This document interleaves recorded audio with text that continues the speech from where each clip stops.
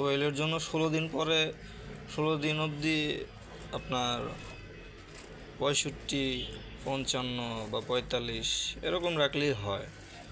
আর 16 দিন পার হয়ে গেলে তো তখন আর্দ্রতাটা বাড়ায় দিতে হয়। শীতকালে অনেক অনেক ঝামেলায় পড়তে হয়, যার কারণে ফুটতে বা ডিম মানে আর্দ্রতাটা হয়ে যায়, বাড়ে না, বাড়াইতে অনেক সমস্যা হয়ে যায়। কারণ আপনার আর্দ্রতা বাড়লে হয় কি হলো, আপনার পানিটা জলীয় বাষ্প হয়ে তো এটার ভিতরে ডিমের খোসাটাকে নরম করে, তো বাচ্চাটা বের হতে সুবিধা হয়। তো এর জন্য আর্দ্রতাটা বাড়ায় দেওয়া লাগে। তো আমি যেটা করি সেটা হচ্ছে গিয়া 18 দিন, মুরগির ডিম হলে 18 দিন হইলে তো সাইডে একটা বড় বাটি, স্টিলের বাটিতে একদম ফুটন্ত গরম পানি দিয়ে ঢেকে দিলে দেখবেন যে ডিমটা ভেজা ভেজা হয়ে যায়।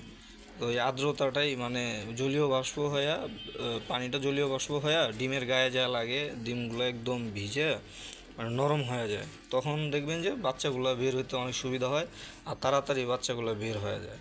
ওই মানে আগে পরে হয় না, তাড়াতাড়ি বের হতে পারে।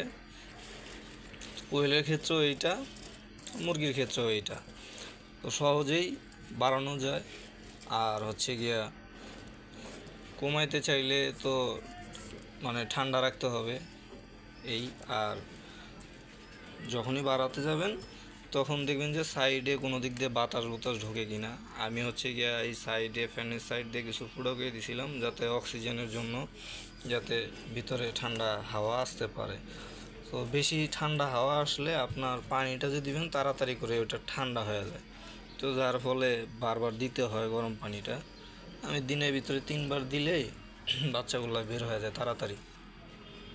তো আপনারাও পারেন এভাবেই করতে। অনেকে আর্দ্রতাটা নিয়েই ভেজাল হয়, বাচ্চা ডিমের ভিতরে মারা যায়, তারপরে অনেক সমস্যায় ভুগতে হয় আর কি। তো এইভাবে করলে আলহামদুলিল্লাহ আশা করি যে কোনো সমস্যা হবে না। কোয়েলের ক্ষেত্রেও এটাই করতে পারেন। তো আমি এখনও সমস্যা হয় নাই, কিছু কিছু মুরগির ডিমে সমস্যা হয়েছিল। মানে আর্দ্রতাটা তো হয়ই, মানে রাত্রে তো আর বারবার দেওয়া যায় না। যতটুকু দেওয়ার প্রথমে দিলে পরে শুয়ে পড়লে তো আর দেওয়া যায় না, ওই তখন হয়তো বা একটু এদিক সেদিক হয়। তো আপনারা যত আর্দ্রতা বাড়ায় রাখতে পারবেন